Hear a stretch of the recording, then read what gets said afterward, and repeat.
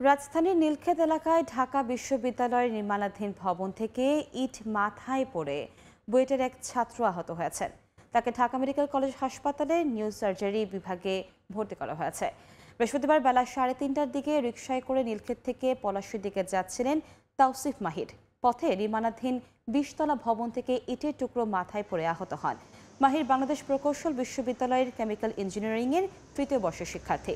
থাকতেন কাজী নজরুল ইসলাম হলে। নিরাপত্তা ব্যবস্থা না রেখে কাজ করার প্রতিবাদে শিক্ষার্থীরা ওই নির্মাণাধীন ভবনের কাজ বন্ধ করে দেন। বাইরেও সিসি ক্যামেরা আছে, ভিতরেও আছে, একটার অনেকে কানেকশন নেই। তাহলে সিসি ক্যামেরা লাগানোর অর্থ কি? মল্লিক এন্টারপ্রাইজ কখনো নামও শুনিনি। শ্রমিক ভাইরা যারা কাজ করতেছে তাদের আজকের তো দিনের টাকা তারা পায়নি। টাকা পেতে নিয়ে দেখে এখানকার যে ম্যানেজার সে অলরেডি পলাতক। সে যদি কোনো দোষ না করে থাকে সে পলাতক কেন হবে? প্রতিদিন তো পলাতক হয় না। অবশ্যই সে দোষী এবং এর শাস্তি অবশ্যই হতে হবে। আপাতত তারা এই বিল্ডিংটা কমপ্লিটলি বন্ধ রাখতে চায়।